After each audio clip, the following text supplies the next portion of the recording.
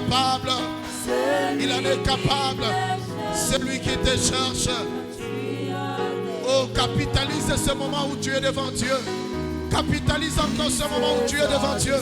Capitalise encore. Valorise encore. Celui qui te cherche. Quand tu en es. Isolé encore, tu sais. C'est lui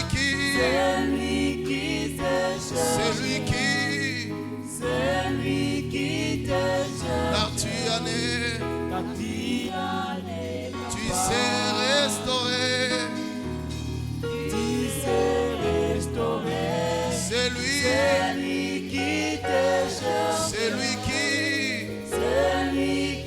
te cherche. Car tu en es. Tu sais restaurer. C'est lui qui te cherche. C'est lui qui te cherche. Car tu en es. Bien-aimés, nous continuons à prier. Il y a un texte qui m'a toujours béni et fortifié dans cette marche. Il y a un texte qui m'a toujours été d'un grand réconfort et d'un grand appui. Dans cette marche avec le Seigneur. Et je voulais rassurer à quelqu'un, à toi et à moi ce soir, que la révélation et la connaissance de ces textes deviennent pour la gloire de Dieu comme un grand appui, deviennent comme un grand soutien, pour que tu ne puisses pas passer à côté de ce que le Seigneur a réservé pour toi. Car derrière ton attitude, derrière ta façon de voir et de percevoir sa présence, dépend de comment le Seigneur sera en train de rendre choses possibles avec toi. Alors je voulais dire à quelqu'un de se fortifier encore dans la présence de Dieu. Je ne sais pas le fardeau et le poids qui te fait fatiguer, mais je voulais te rassurer ce soir. Tu es ici d'abord pour toi, mais aussi Dieu se sert de ton attitude comme un élément d'évangile. C'est pourquoi je voulais que tu capitalises encore. C'est pourquoi tu es devant Dieu. Je voulais te supplier, capitalise d'abord pour ce que tu transportes pour Dieu. Je voulais que tu sois sérieux devant Dieu à cause de ce que tu transportes pour Dieu. Je voulais que tu sois plus sérieux, plus qu'à aucun autre endroit.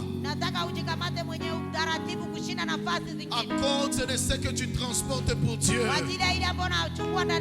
Avant que cela soit une bénédiction pour le voisin. À cause de cela, alors tu seras en train de chercher encore Dieu. Tu seras en train de dire à Dieu, je me relève à cause de toi. Je me relève à cause de ce que tu es à moi. Je me relève à cause de ce que tu as mis à moi. Et je suis en train de te chercher alors de tout mon cœur. La Bible m'a déclaré dans le livre de Jérémie. Le Seigneur déclare dans Jérémie 29. Il dit, vous me chercherez. Vous me chercherez. Je me laisserai trouver. Si vous me cherchez de tout votre cœur. C'est-à-dire que Dieu est disponible. Mais il y a comme des brèches qui empêchent cela. Il y a comme des brèches, des blocages qui empêchent cela. C'est lié à tout ce qui est sournois en toi. C'est lié à tout ce qui vient affecter ton cœur. Les choses qui peuvent affecter ton cœur. Alors j'aimerais que tu rendes ton cœur sensible cet après-midi à permettre à ce que le Dieu qui a dit si vous me cherchez, alors je me laisserai trouver. J'aimerais inviter quelqu'un cet après-midi à élever son cœur au-dessus de ce qu'elle traverse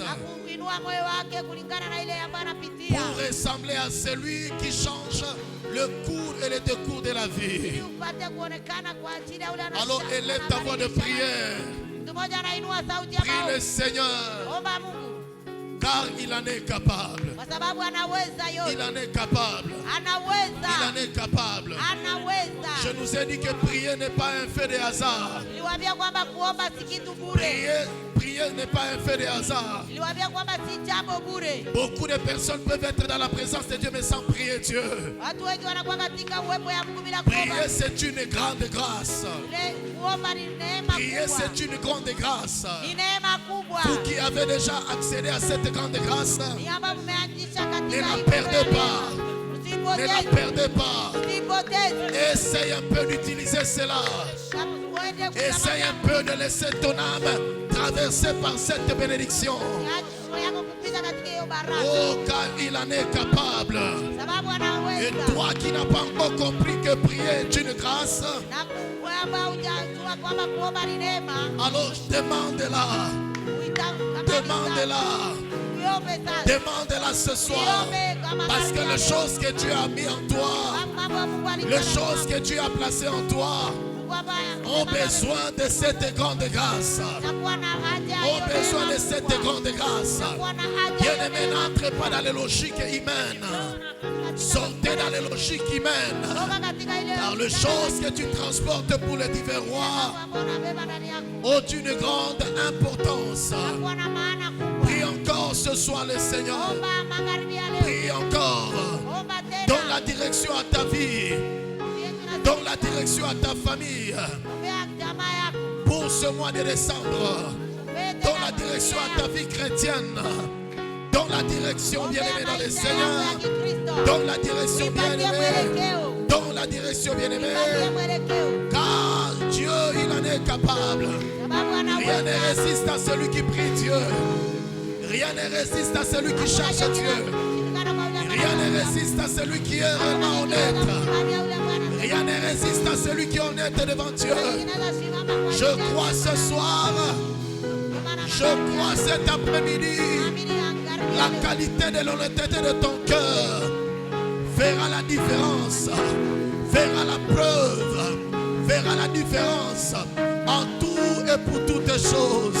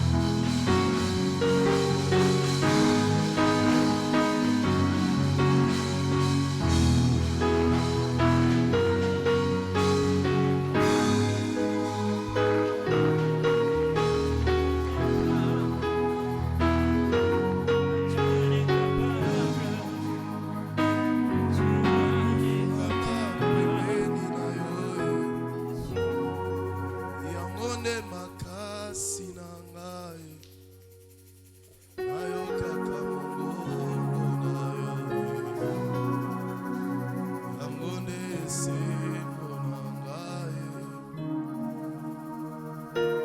ofanda pembeni na yo yangonde makasi na ngai ayokaka mongongo na yo yangonde esengo na ngai ofanda pembeni na yo yangonde esengo na ngai ayokaka mongongo na yo yangonde esengo na ngai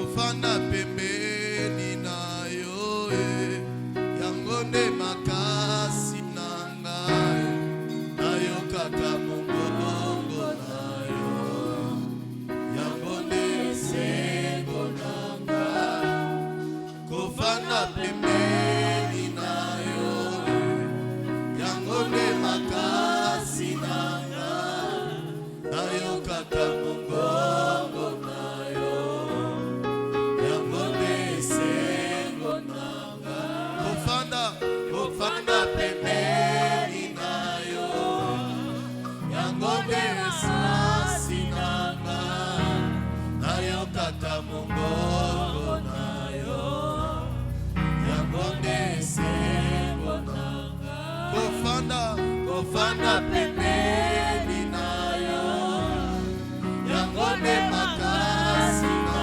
ngai ayokaka mongongo na yo yangonde esengo na ngai kofanda pembeni na yo yangonde makasi na ngai ayokaka mongongo na yo yangonde esengo na ngai kofanda pembeni na yo yangonde makasi na ngai ayokaka mongongo na yo yangonde esengo na ngai.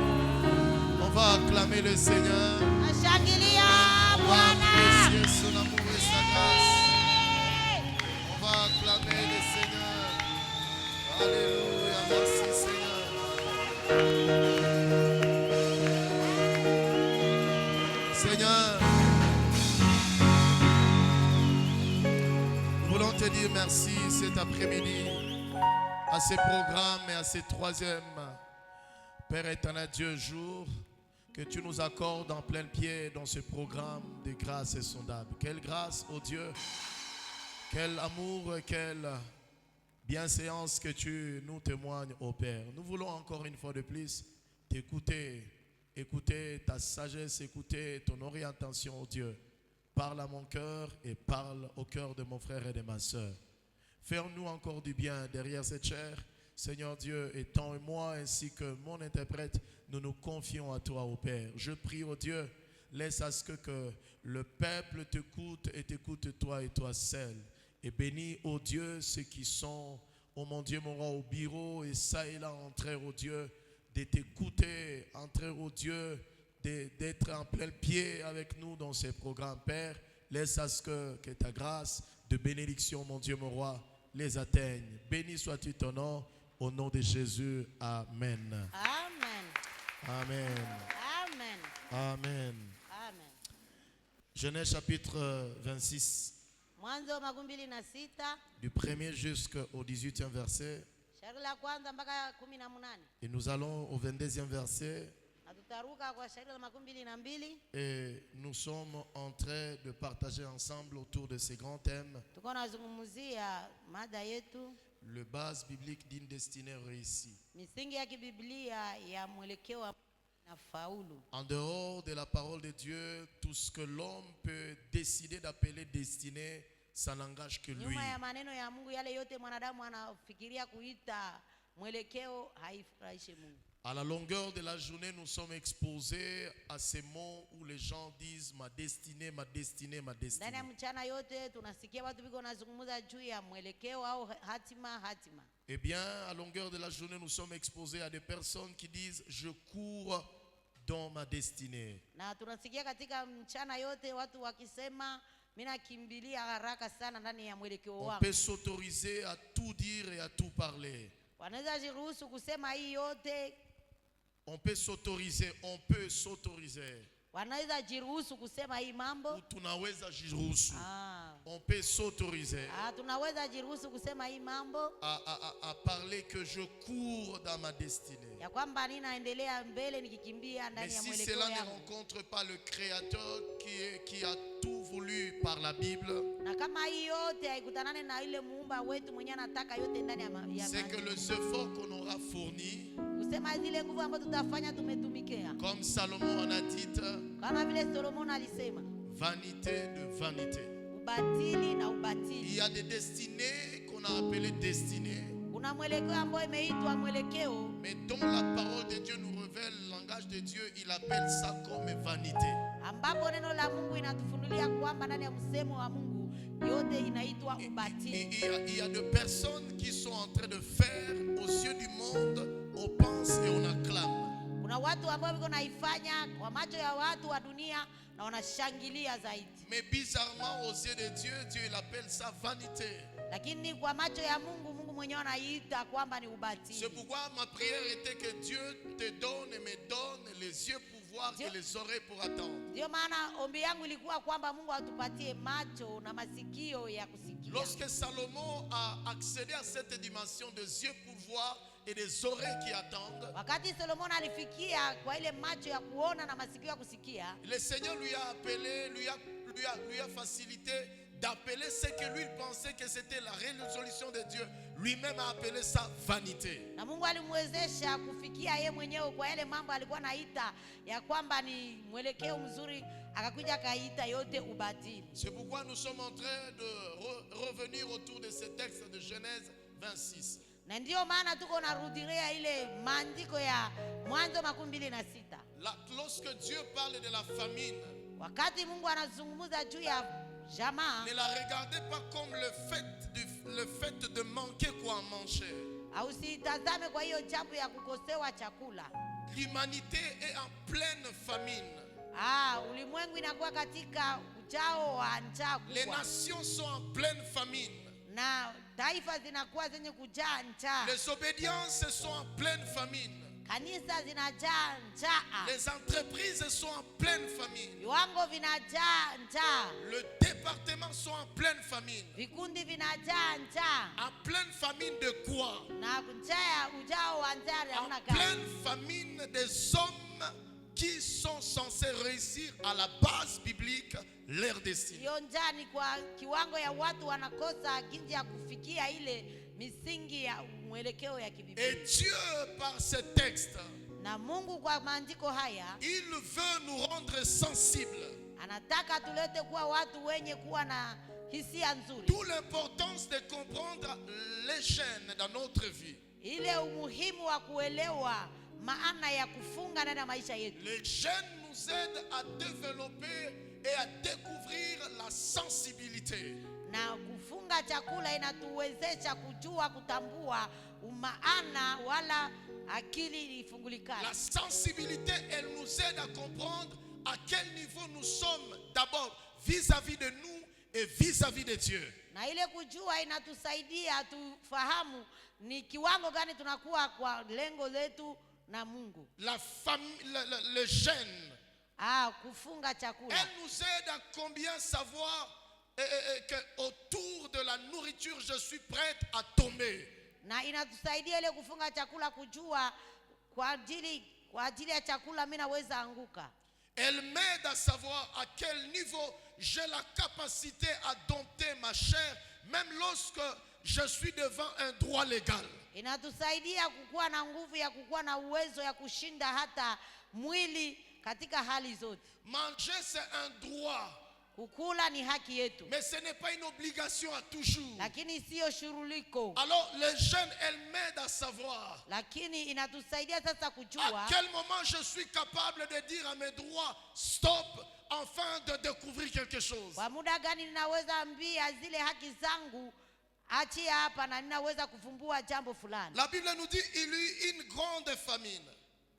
Biblia inatuambia kwamba kulikuwa njaa kubwa dans le pays. ndani ya nchi. Outre la première famine.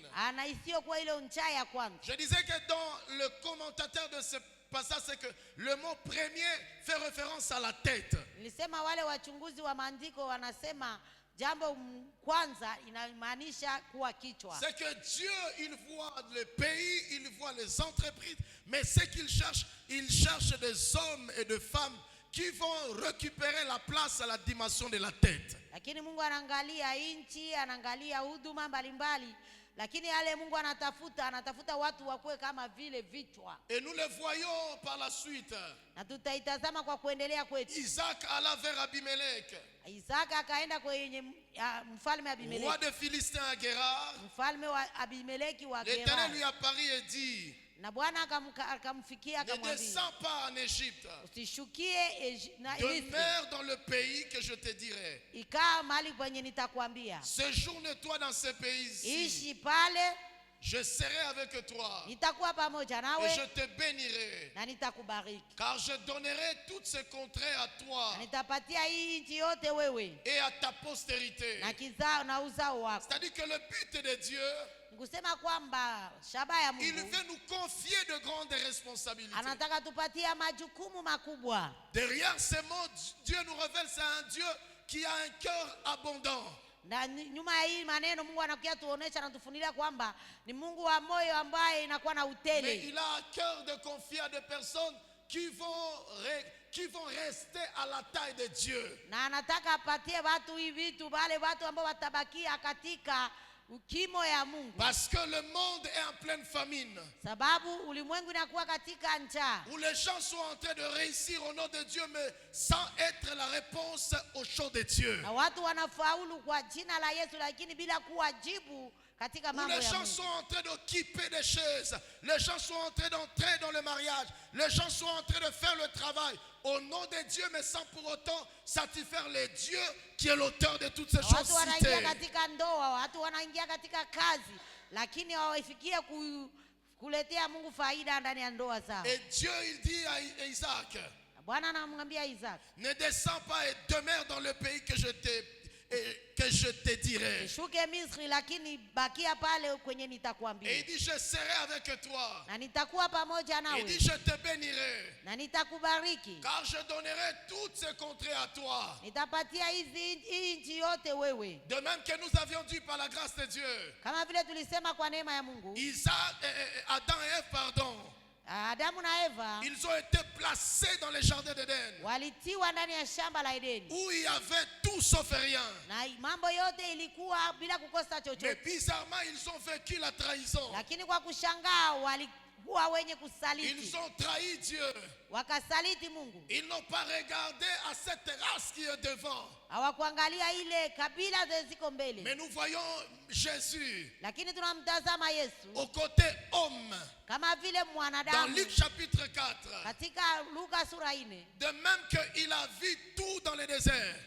Kadiri aliona mambo yote katika jangwa. Dans le désert, il n'y avait pas la vie. Ndani ya jangwa hakukuwa uzima. Mais quand Satan est venu le solliciter, lakini wakati shetani alikuja kumshawishi, Seigneur, nous voyons que Jésus avait la vision d'une race. Lakini tuliangalia kwamba Yesu alikuwa na maono ya taifa fulani. Jésus avait ta vision, avait ma vision. Yesu alikuwa na maono yako na yangu vile vile. Il pouvait se compromettre derrière la nourriture. Angeweza kushindwa kwa ajili ya chakula. Parce qu'il pouvait qualifier cela comme un droit légal. Na angekamata kama vile haki inafaa. Mais Jésus n'a pas regardé cela comme un droit légal. Lakini Bwana wetu Yesu hakuichukua kama haki ya inafaa. Jésus te voyait, Jésus nous voyait, Jésus voyait ce qui naîtront demain. Lakini Yesu alikutazama, alinitazama, aliangalia ile ambayo itatokea kesho. Et il a dit, je ne trahirai pas celui qui m'a fait l'opportunité de sauver toute une race. Akasema sitasaliti yule ambaye alinipatia fursa ya kuokoa hii taifa. Et de même nous voyons ces tableaux aussi nous représenter ici. Na tunaangalia hii ubao inatuonyeshwa mahali hapa. Et Dieu dit à Isaac,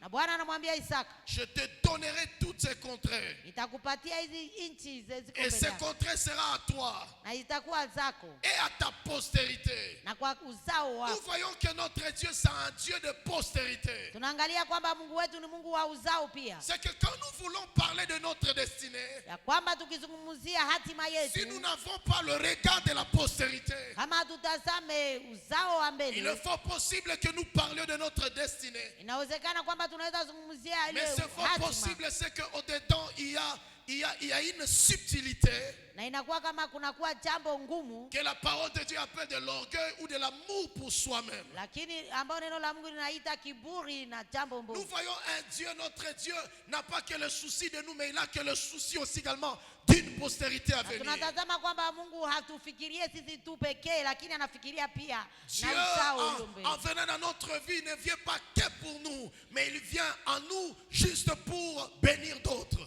Yesu akiwa ndani ya maisha yetu haiko kwa ajili yetu, lakini kwa ajili ya wale watakuwa mbele. C'est la raison pour laquelle l'homme de David pouvait dire, na ndio sababu ambao mtu wa Mungu Daudi angelisema, l'Éternel est mon berger, je ne manque de rien. Bwana ni mchungaji wangu, sitapungukiwa na C'est-à-dire que lolote. la présence d'un manque répétitive Na kusema ile kukosewa kila wakati kila doit saa nous amener à la réflexion. itatuleta kwa kufikiria. Parce qu'il y a quelque chose soit qui est lié à nous-mêmes. Inaweza kuwa kuna jambo fulani ambalo linambatana nasi. Et Dieu dit avec Isaac, Na Mungu anamwambia Isaka, je tiendrai le serment que je fais à Abraham, nitatimiza kiapo nilichofanya na Abraham ton père. baba yako. Je multiplierai ta postérité Nitazidisha uzao wako comme les étoiles du ciel. kama vile nyota za anga. Je donnerai à ta postérité toutes ses contrées. Nitapatia uzao wako hizi nchi zote. Et toutes les nations de la terre seront bénies en toi, ta Na taifa postérité. zote zitabarikiwa kwa njia yako. Frères et sœurs, ce qu'il faut savoir pour réussir sa destinée. Ndugu na dada, ambaye inabidi tuelewe kwa ajili ya kufaulu katika hatima yetu. Et ce soir, nous voulons aborder le deuxième point. Na magharibi ya leo tunataanjisha tena pointi ya pili, Ce qu'il faut savoir pour réussir sa destinée. ambao inabidi tuelewe ili kuweza mwelekeo yetu. Le deuxième point, nous l'appelons la stabilité intérieure. Na ile jambo la pointi ya pili tunaita utulivu wa kindani. Matthieu chapitre 7 va m'aider à présenter cela. Na Mathayo sura 7 itatusaidia kwa kuonyesha hii mambo. Le verset 21 à 29. Shairi la 21 mpaka 29. Les amis de la nouvelle technologie vont nous le projeter et nous serons en Rafiki train de zetu lire. wa teknolojia ya kisasa watatusaidia Matthieu kutupatia. chapitre 7, le verset 21 à 29. Mathayo 7:21 mpaka 29. Suivez-nous attentivement pour la gloire de Dieu. Tufate na makini kwa utukufu ya Mungu. Ceux qui me disent Seigneur, Seigneur, n'entreront pas tous dans le royaume des cieux, mais celui-là seul qui fait la volonté de mon Père et qui est dans les cieux. Plusieurs me diront à ce jour-là, Seigneur, Seigneur, n'avons-nous pas prophétisé par ton nom? N'avons-nous pas chassé les démons par ton nom? N'avons-nous pas fait de miracles par ton nom? 23. Alors Jésus leur dira ouvertement, je ne vous ai jamais connu, retirez-vous de moi, vous qui commettez l'iniquité. C'est pourquoi quiconque attend ces paroles, que je dis, quiconque attend ces paroles que j'ai dit et le met en pratique, sera semblable à un homme prudent qui a bâti sa maison sur le roc. La pluie est tombée, les torrents sont venus, le vent a soufflé et se sont jetés contre cette maison. Elle n'est point tombée parce qu'elle était fondée sur le roc. Mais quiconque attend ces paroles que je dis et ne le met pas en pratique sera semblable à un homme insensé qui a bâti sa maison sur les sables. La pluie est tombée, les torrents sont venus, le vent a soufflé et ont bâti cette maison. Elle est tombée. Et sa ruine a été grande. Après que Jésus eut achevé ses discours, la foule fit frapper de sa doctrine. Car il enseignait comme ayant autorité et non pas comme leurs scribes. Amen. Amen. Frères et sœurs dans le Seigneur, du verset 21 au verset 23 dans ce texte, je voulais d'abord donner un regard que vous devez avoir quand vous méditez la Bible, surtout les 4 évangiles.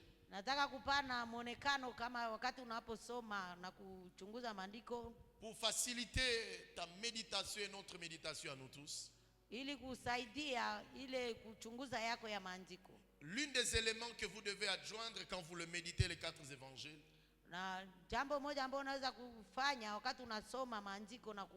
c'est que derrière ces 4 évangiles, le Seigneur Jésus-Christ nous révèle d'une vision.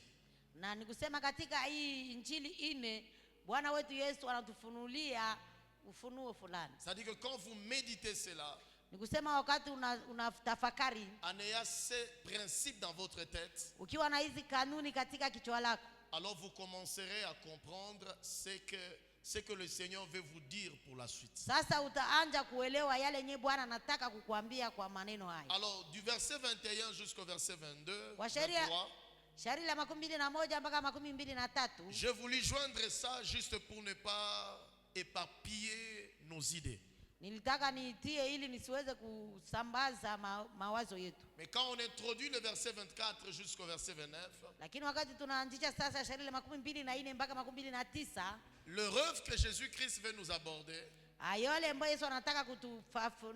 c'est au sujet de comment plusieurs personnes viennent en Dieu. L'apôtre Paul a reçu le mystère pour parler de l'église et de la vie chrétienne. Jésus a une vision. Il présente une parole, mais dont leur explication et leur implication, il les confie à un homme.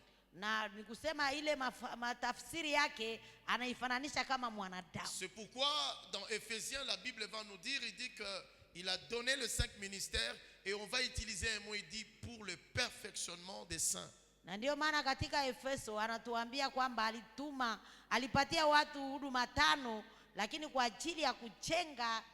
Alors Dieu a donné à certaines personnes une grâce particulière, je vais appeler dans ce sens-là, parce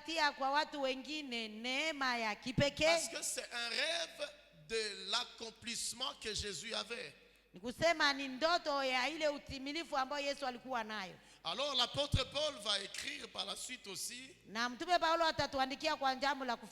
va dire, vous êtes le temple de Dieu. Vous êtes le champ de Dieu. Vous êtes l'édifice de Dieu. Ces 3 éléments d'image sont très importants pour comprendre l'importance de la vie chrétienne. C'est comme dans le naturel. La beauté d'un champ ne se limite pas que seulement à la déchiffrer. Le précieux du champ, c'est lorsque une fois on a déchiffré le champ et qu'on vienne poser la semence appropriée au temps convenable.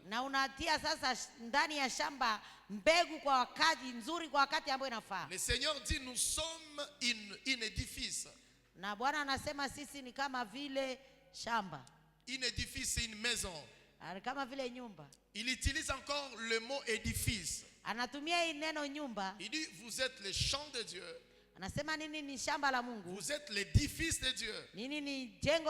Alors derrière ce texte, quand on utilise la maison, il est question de notre moment de conversion. Il est question de notre moment de venir à Christ. La Bible va déclarer quand nous ne sommes pas à Christ, wakati tunakuja kwa Yesu, nous étions conduits selon le monde et selon la chair. Wakati tulikuwa mbali na Yesu tulitembea kama vile mwili wetu mwenyewe. Mais maintenant quand le Seigneur vient dans notre vie, na sasa wakati Bwana anakuja ndani ya maisha yetu, alors il fait de notre vie sa demeure. na sasa anafanya maisha yetu kuwa makao yake. Alors au verset 24, na sasa kwa shairi la 24, voici ce qu'on nous dit. Sikia ya mbele wanatuambia. Redonnez-nous ce texte encore. Tupatie tena ile shairi. Il dit c'est pourquoi anasema ndio maana quiconque attend ces paroles yule ambaye anasikia neno la Mungu que j'ai dit ambao ninawaambia et le met en pratique, na naitia kimatendo, sera semblable à un homme prudent anafananishwa na mtu mwenye akili qui a bâti sa maison sur le roc. amejenga nyumba yake juu ya mwamba. L'unique roc c'est Jésus-Christ. Anasema hiyo jiwe ni Yesu Kristo. Mais on peut se fabriquer en soi ses propres rocs.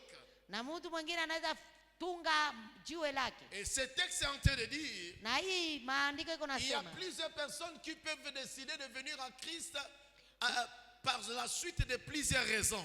Kuna watu wengi wanaweza amua kuja kwa Yesu na sababu nyingi. Il y a plusieurs personnes qui veulent venir à Christ par plusieurs raisons. Kuna watu wengi wanatamani kuja kwa Yesu lakini wanakuwa na sababu nyingi. Mais sans pour autant décider d'être bâtis sur le roc. Na hawakuamua kujengwa juu ya hiyo mwamba. Quand nous lisons alors Jean chapitre 10, nous avons aussi l'opportunité de le comprendre. Wakati tunasoma Yohane 10 na tunakuwa na fursa ya kuelewa sasa. La Bible déclare dans Jean 10, on va citer ça. Biblia inasema katika Yohane 10, parlant de brebis, ikizungumzia kama il dit kondoo, qu'il y a de brebis qui passent par la fenêtre. Inasema kwamba kuna kondoo ambazo zinapita kwenye dirisha. Mais il y a d'autres aussi également qui passent par la porte. Na kuna kwa kondoo ambazo zinapita kwenye mlango. Dont ils ont l'estime du berger. Ambao wanafuata mchungaji. Le berger le conduit. Na mchungaji anaziongoza. Et la Bible déclare, Biblia inasema, ils peuvent entrer, wanaweza ingia, et ils peuvent sortir. na wanaondoka tena. Mais ceux qui ont décidé de passer par la fenêtre, lakini wale ambao waliamua kupita kwenye dirisha, la Bible appelle ces derniers de voleurs. na Biblia inawaita wale wa mwisho kwamba ni wezi. La Bible appelle ce genre de chrétienté de voleurs. Biblia inawaita kwamba ni wizi. C'est quoi alors le fait de passer par la fenêtre pour entrer dans Matthieu? Nini jambo la kupita kwenye dirisha ili kuingia katika maandiko haya? Quand Matthieu nous dit que Matthieu est en train de dire, il dit que les uns ont bâti sur le roc. Na wakati Mathayo anatuambia kwamba wengine walijenga kwenye mwamba. Et les uns ont bâti sur le sable. Na wengine walijenga kwenye mchanga. Bâtir sur le sable veut dire kujenga mchanga inamaanisha entrer dans la vie chrétienne en utilisant ses propres logiques. Kuingia ndani ya maisha ya Ukristo ukitumia mapenzi yako mwenyewe. En utilisant ses propres logiques. Ukitumia hisia zako mwenyewe. Les méthodes du cerveau.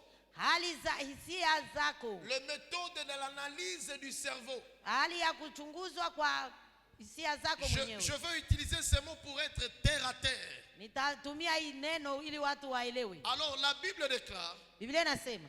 Il dit les uns passent par la fenêtre. Wengine wamepita kwenye madirisha. Mais maintenant la Bible déclare. Na sasa Biblia inasema. Ceux qui ont bâti leur vie sur le sable. Wale ambao walijenga maisha yao kwenye mchanga. Et ceux qui ont bâti leur vie sur le roc. Na mwingine alijenga kwenye mwamba. Ceux qui sont entrés par la bonne porte. Wale waliingia kwa mlango mzuri. Ceux qui ont honoré le principe de comment on entre dans la vie chrétienne, comment on y demeure et comment on y vit. Wale ambao walitii kanuni ya jinsi ya kuingia ndani ya mlango mzuri na kuishi ndani ya maisha ya Ukristo. Il sera semblable à un homme prudent. Watafananishwa na mtu mwenye akili. Qui a bâti sa maison sur le roc. Ambaye alijenga nyumba yake kwenye mwamba. En d'autres termes, la Bible est en train de dire aussi. Na msemo mwingine Biblia inataka sema hivi. À chaque fois que tu te lèves et tu dis que tu vas à l'église. Wakati unaamka unakuja kanisani. À chaque fois à l'église tu te lèves que non, tu dis que tu es chrétien dans le quartier. Wakati unaamka unasema mimi ni Mkristo kwenye kata. À chaque fois que tu dis que non, au travail tu dis que tu es chrétien. Na kwenye kazi yako kila wakati ukisema mimi ni Mkristo. Dans la société tu dis que tu es chrétien. Ndani ya jamii unasema wewe ni Mkristo. Cela cela n'est pas un grand problème. On peut t'accorder cela. Mais si tu es passé par la fenêtre, c'est là la raison pour laquelle le Seigneur veut nous parler ce qu'il faut savoir pour réussir sa destinée. Ce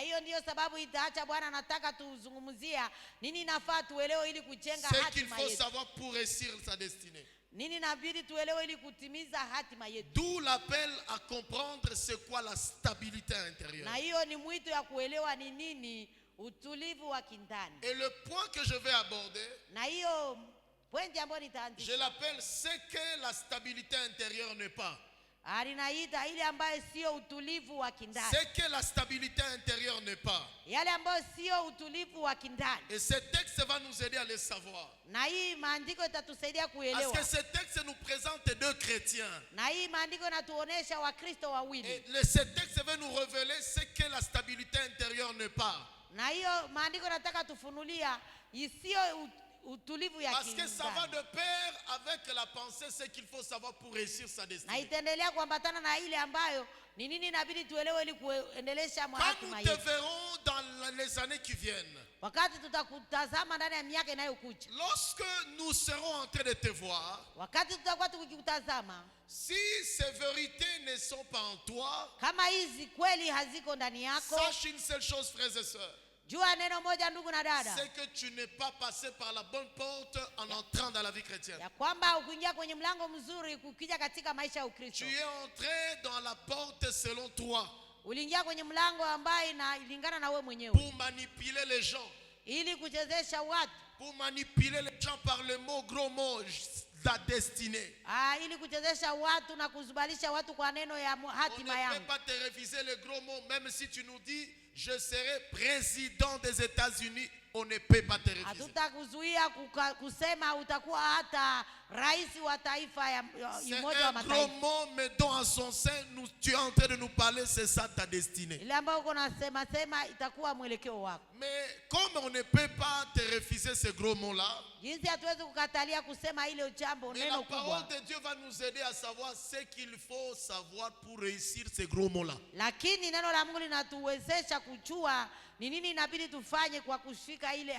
La stabilité intérieure. Ce qui caractérise les personnes qui réussissent et qui vont réussir leur destinée. Ils sont caractérisés par la stabilité intérieure. Maintenant, il faut que nous étudions et que nous apprenions par les dieux de la Bible. D'abord, ce que la stabilité intérieure n'est pas. Tenez, première chose. La stabilité intérieure n'est pas l'absence de la pluie. La stabilité intérieure n'est pas l'absence de la pluie. Frères et sœurs dans le Seigneur, tu dis que tu as une destinée. Tu seras un grand professeur. Tu seras un grand cultivateur. Tu seras un grand homme de Dieu. Tu seras une femme de Dieu. Tu seras un grand commerçant. Tu seras un grand ministre dans ce pays. Tu veux faire la politique. Tu voyageras. Toutes ces choses font partie de la destinée. Parce que dans le livre de Joël, dans la première prophétie, parce qu'il y a une seconde qui n'est pas encore là, la Bible déclare que le Seigneur dit, il répandra son esprit sur toute chair. La pensée de Dieu, c'est qu'il veut placer le chrétien partout dans la société, pour tant soit peu pour sa gloire, enlever la famine. Enlever la famine. La famine qui est dans les sociétés. Le manque de personnes crédibles.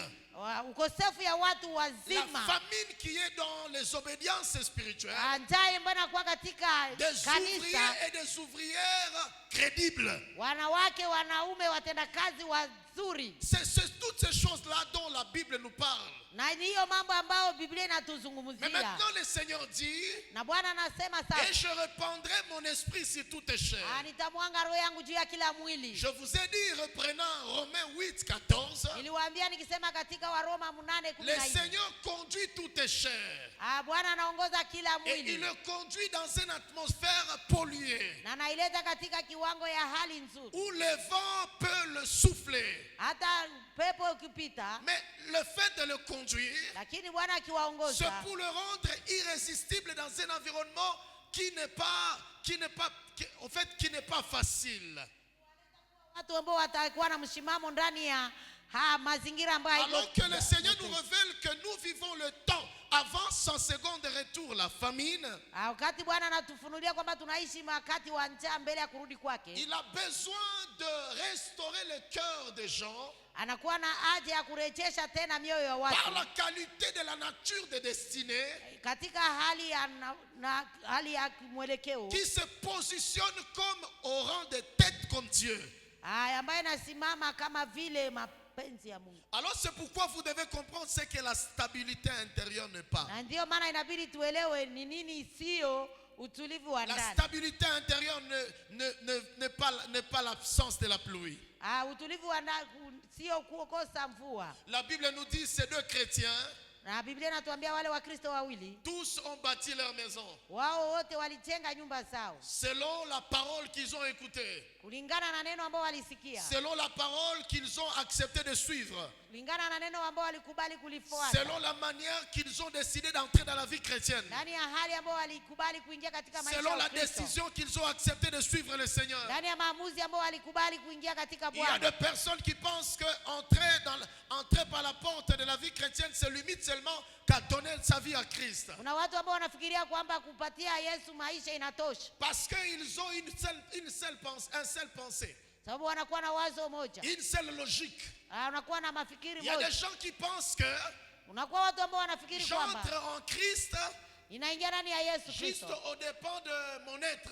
kwa ajili ya utu wangu Et mwenyewe, puis après mon être, ça suffit. kisha utu wangu inatosha. Ça, c'est ta mentalité.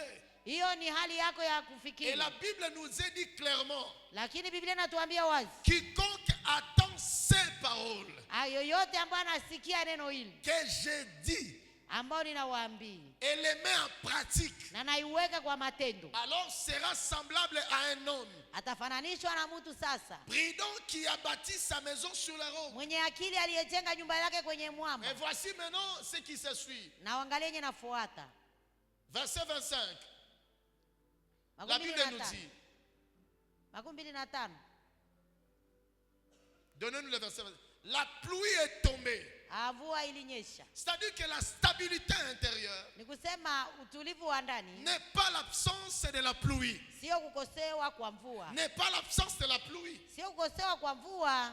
Il n'est pas dit parce que tu as un rêve de Dieu Haisemiki kwamba unakuwa na ndoto et ya que la Mungu pluie ne sera pas là. na mvua Et haitaonekana. ici dans ce contexte, Na ndani ya hii maandiko hapa, quand tu liras dans la Bible, wakati utasoma ndani ya la Biblia, Bible présente plusieurs versets qui reprennent le mot pluie. na Biblia inaonyesha maandiko mengi ambayo yanazungumzia mvua. J'en ai repris seulement quelques 2 ou 3, mais je vais quand même y avancer. Niko na maandiko 3 wala 2 ambao Donnez-nous Luc 17, le verset 29.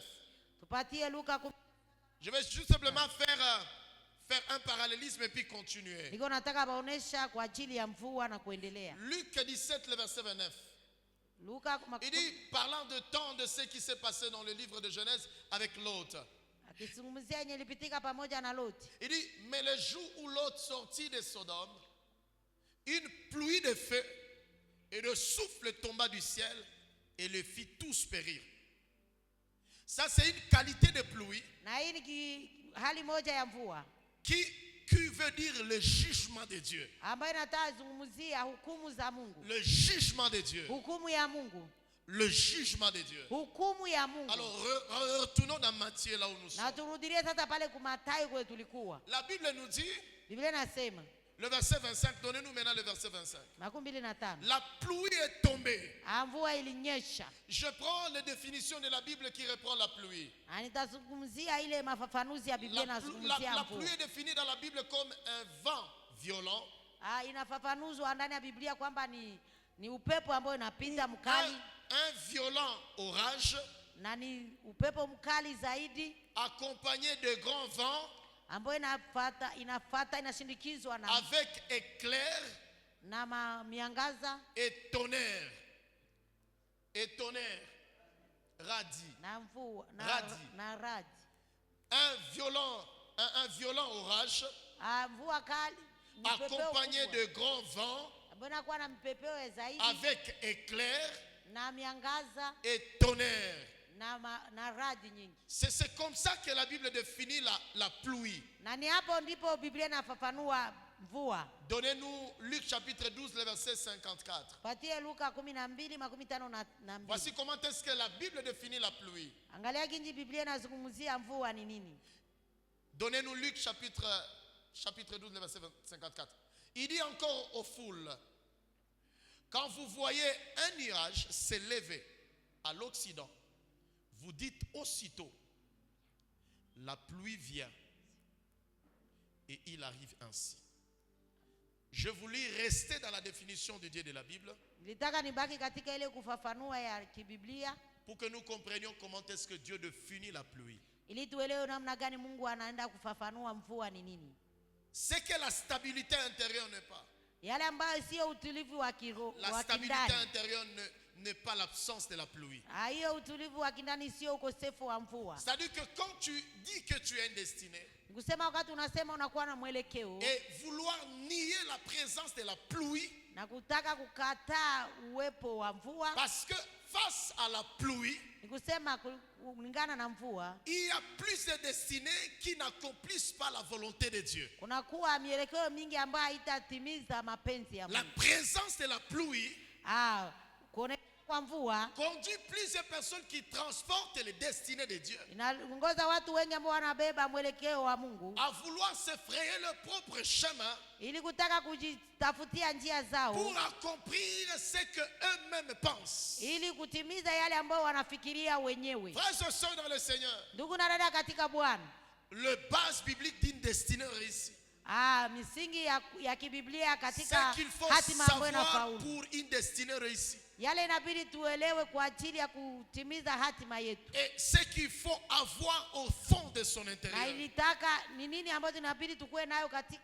Si vous n'avez pas ce fond et cette compréhension au fond de votre intérieur,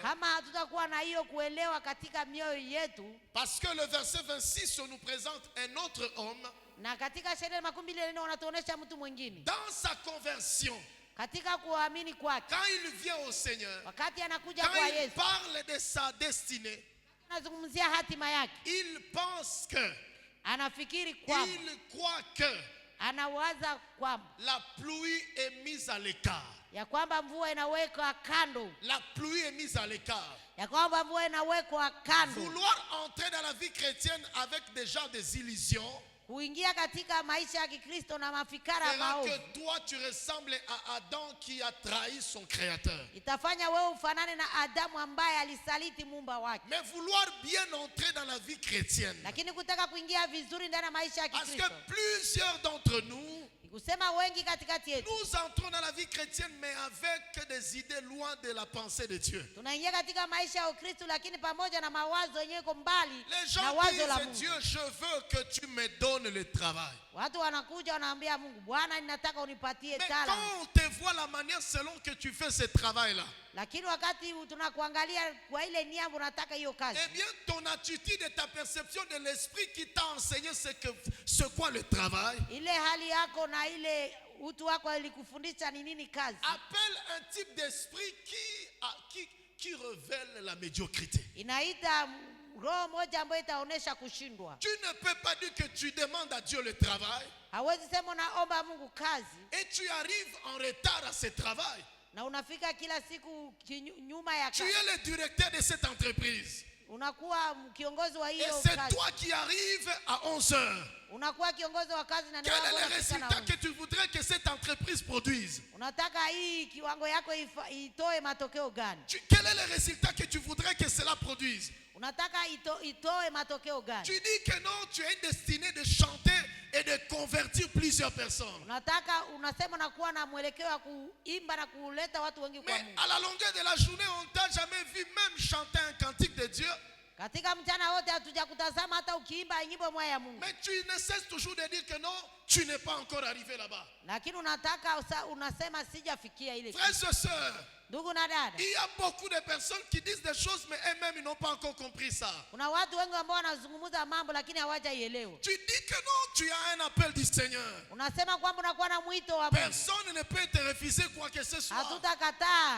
Mais quelles sont les qualités que tu perçois?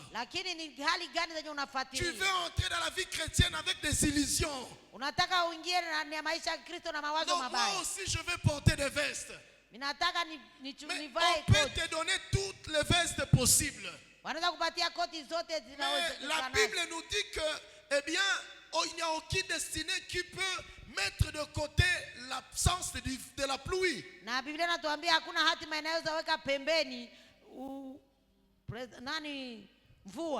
Il n'y a pas l'absence de la pluie. Mais quand la pluie va surgir, quelle sera ta perception de cette vie-là dont toi-même tu as dit que non, c'est là la vie que Dieu t'a confiée? Beaucoup de demoiselles midi et soir. Beaucoup de demoiselles midi et soir.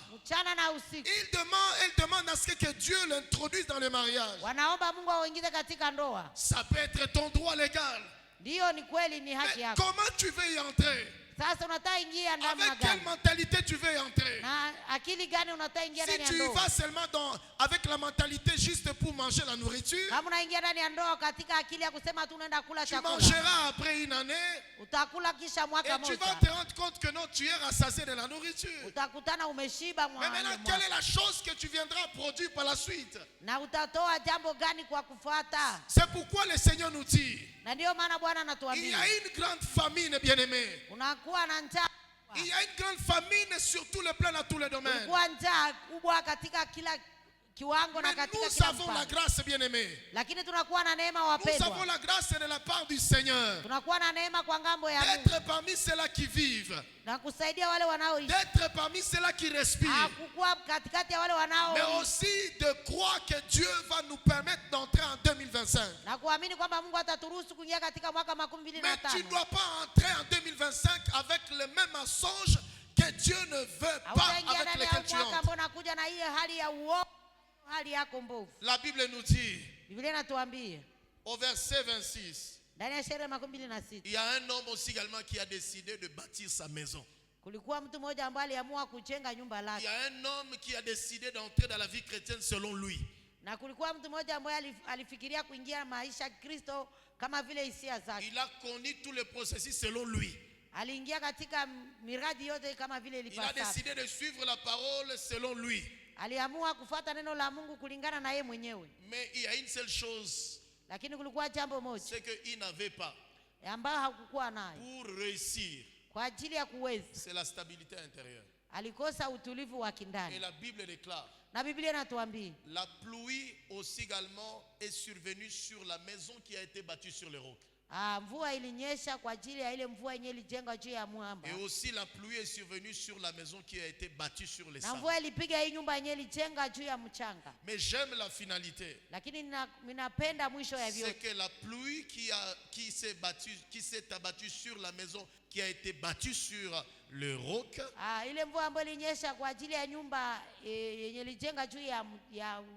on nous dit qu'elle est restée stable. Elle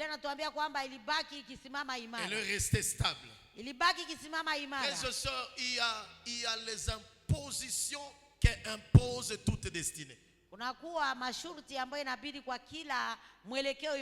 C'est pourquoi je nous ai dit de la part de Dieu, nous sommes appelés à connaître le vertu. Le vertige que doivent connaître un homme dans sa destinée. Ces vertiges ne sont pas à l'université. Ces vertiges ne sont pas au quartier là où tu passes la journée. Ces vertiges ne sont pas là où tu joues le jeu de parico. Ces vertiges ne sont pas quand tu es au marché. Mais ces vertiges sont dans la Bible. Si tu n'en as pas, il est fort possible que tu peux atteindre le million. Mais lorsque nous serons en train de parler de c'est quoi la pluie, c'est grâce à la stabilité intérieure que tu peux te mettre au-dessus des éléments dont la pluie représente dans ces textes. L'autre chrétien qui a décidé de bâtir la stabilité intérieure selon lui, l'autre chrétien dans la Bible qui a voulu bâtir la stabilité intérieure selon lui, lorsque les éléments de la pluie ont surgi, bien aimé dans le Seigneur, il n'est pas resté dans ce qu'il disait, c'est la destinée. C'est pourquoi le verset 21 et le verset 22 nous a dit ceci. Il dit cherchez la volonté de Dieu. Cherchez la volonté de Dieu. C'est dans la compréhension de c'est quoi la destinée. Te permet alors d'être comme un prophète au milieu des aveugles. Te permet d'être prophète au milieu de démons. Te permet d'être prophète au milieu de la pluie. Te permet d'être prophète. Parce que dans les textes, le Seigneur n'est pas contre d'être prophète. Et Dieu se sert d'une destinée comme un élément de prophétie. Parce que le rôle de la prophétie, c'est de donner une direction.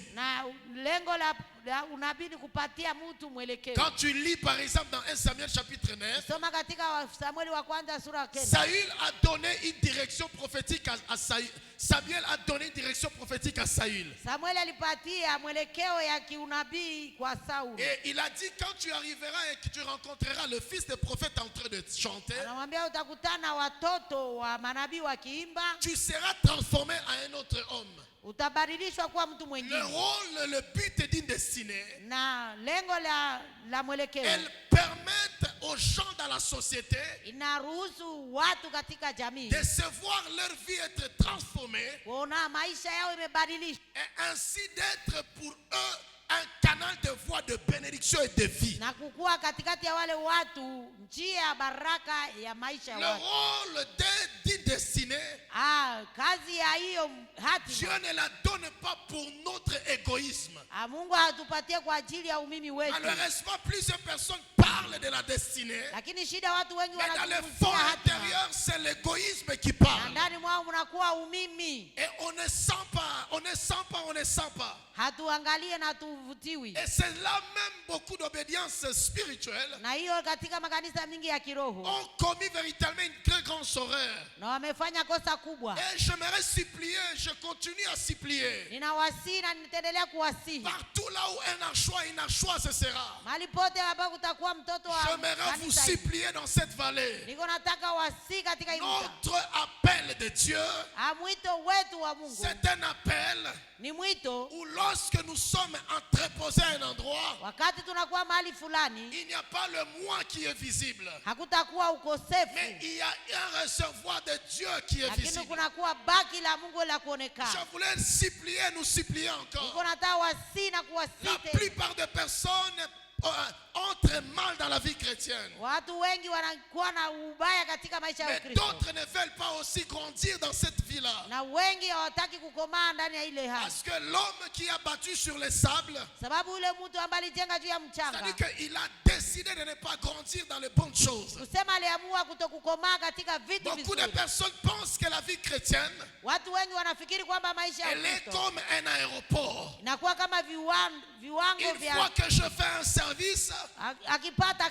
fois que je fais un service, dans la maison de Dieu, une fois que j'accomplis un service, je pense comme si je déjà maîtrisais Dieu. Je pense comme si que j'ai déjà maîtrisé Dieu. Je pense comme si je n'ai plus besoin de Dieu. Je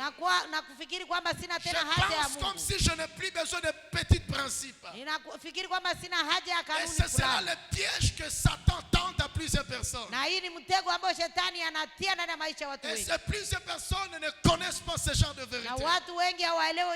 Beaucoup de gens veulent à ce que Dieu les élève. Beaucoup de gens veulent à ce que leur entreprise augmente. Beaucoup de gens veulent à ce que quand ils commencent, directement ça éclore. Beaucoup de gens veulent à ce que quand ça commence, il faut que ça soit connu. Surtout avec tout ce que le média nous donne. Surtout avec ce que le média ou la modernité nous donne. Alors beaucoup de personnes pensent que quand on a commencé directement on doit éclore. Ça révèle combien que beaucoup de personnes ne connaissent pas l'importance de la stabilité intérieure. Le deuxième type de personnes, il révèle directement les personnes que Satan a la facilité de conduire même dans tout ce qu'il utilise.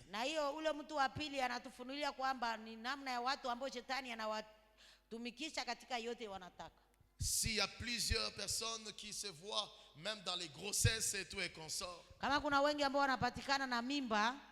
c'est parce qu'ils ne connaissent pas la stabilité intérieure. S'il y a plusieurs personnes qui sont dans les mafias ou dans les faussetés de fausser les choses. S'il y a de biens de l'église qui sont en train d'être dilapidés par ceux-là qui tentent même exposer la parole de Dieu, c'est parce que plusieurs personnes ne connaissent pas l'importance de la stabilité intérieure. La stabilité intérieure, c'est que la stabilité intérieure n'est pas la stabilité, n'est pas l'absence de la pluie. N'est pas l'absence de la pluie. N'est pas l'absence de la pluie. Deuxième des choses, c'est que la stabilité intérieure n'est pas. La stabilité intérieure n'est pas l'absence du torrent. L'absence du torrent.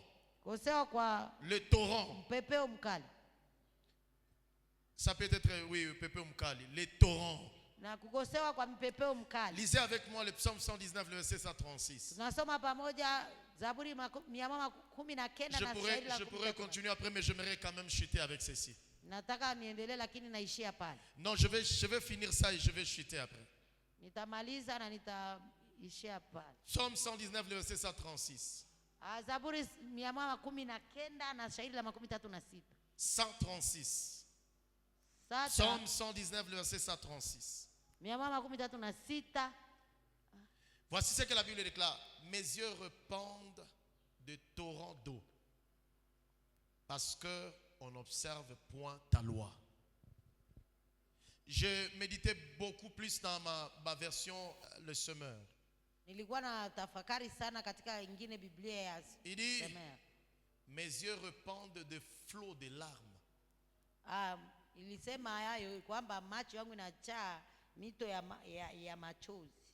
Ici il dit, mes yeux répandent de torrents d'eau. Le Semeur lui dit, mes yeux répandent de flots de larmes. Car on n'observe pas ta loi. Il est question de la stabilité intérieure. C'est une des lois que l'on doit connaître lorsque l'on veut parler ou on veut réussir une destinée. Et la loi en question, c'est qu'il y a les yeux qui vont répandre les larmes. C'est-à-dire que ce que la stabilité intérieure n'est pas, n'est pas l'absence des larmes. J'attends toujours les gens qui disent, par exemple dans les naturels,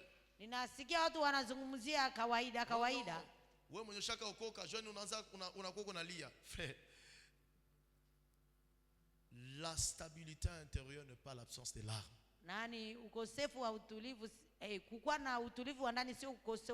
Il n'y a aucune destinée qui peut vouloir être accomplie sans la présence des larmes.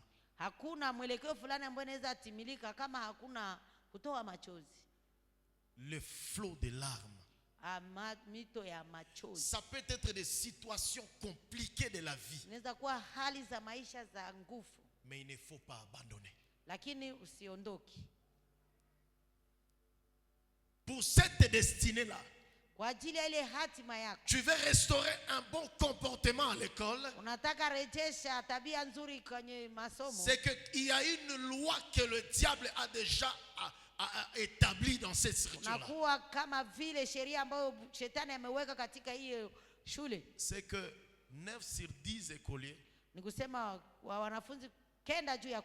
ils savent que non, personne ne peut réussir sans tricher. N'est-ce pas non? N'est-ce pas non? Mais maintenant, toi tu viens là. Tu dis, ok, j'ai une destinée de réussir à 100%.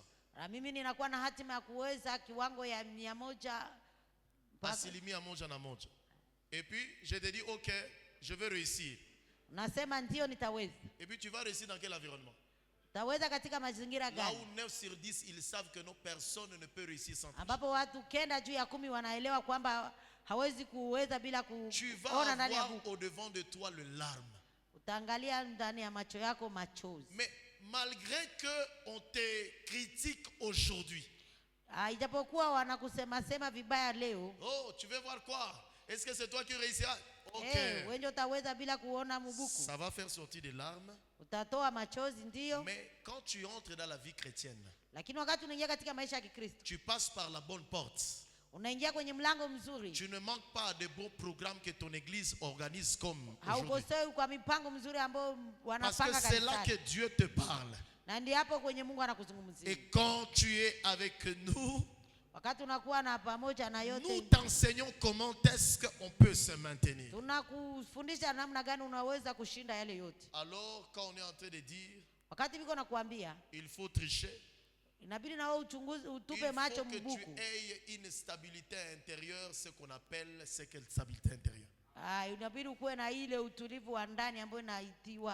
9 sur 10 garçons et filles, ils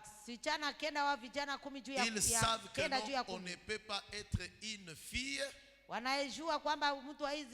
sans coucher avec un homme. N'est-ce pas non? N'est-ce pas non? N'est-ce pas non? Là où tu passes, on te dit non. Maintenant, toi tu dis que non, tu as un appel d'être femme de ministre. Or déjà il y a des femmes ministres qui sont épouses dans leur maison. En d'autres termes, ils ont atteint l'argent. On les paye à la fin du mois. Mais ce qui est encore compliqué et tragique, ils couchent encore avec d'autres ministres là-bas. Maintenant la question que nous devons nous poser, quand tu demandais d'être élevé, tu demandais quoi en réalité dans ton cœur? N'est-ce pas que tu demandais à ce que tu aies l'argent? Mais maintenant l'argent tu l'as obtenu. Qu'est-ce que tu es encore en train de chercher? On sait que non, on doit être comme ça. sans la stabilité intérieure, bila utulivu wa ndani, et savoir ce que la stabilité intérieure n'est pas. kujua ni nini sio utulivu wa ndani. La stabilité intérieure ne veut pas l'absence du torrent. Utulivu wa ndani haitaki ukosefu wa hiyo mpepeo mkali. Peu importe la situation qui n'a pas encore changé et voir le rêve que Dieu t'a dit. Hata hujafikia ile kufikia ndoto za Mungu, hata magumu ni nyingi. Il ne faut pas abandonner. Haibidi uondoke. Il ne faut pas abandonner. Usiondoke mbele ya Mungu. Il ne faut pas abandonner. Usimwache. En d'autres termes, il ne faut pas te compromettre. Ni kusema usijipane. Quand le Seigneur était en train de dire, comme j'étais en train de dire, l'année 2025 c'est l'année de chrétiens. Kama vile Bwana alikuwa anatuzungumzia kwamba gini liwazungumzia mwaka wa 2025 ni mwaka wa Wakristo. Nous allons nous entretenir nous tous. Tutaendelea kufundishana pamoja. Afin que nous comprenions c'est quoi le nom de chrétien. Na ili tuelewe ni nini kuitwa Mkristo. Alléluia. Amen. Nous allons nous mettre debout, je vais continuer demain. Tasimama, tutaendelea kesho. Nous sommes là la nuit. Tutakuwa tena mali hapa usiku. En ligne. Na wale wanatufuata kwenye mtandao. Et ceux qui sont tout autour en présentiel. Na wale biko nafika katika uwepo. À partir de 20h. Kuanzia saa 2. Et nous allons jusqu'à 22h par la grâce de Dieu. Na tunaendelea mpaka saa 4 ya usiku. Frères et sœurs, tu es en train de gêner.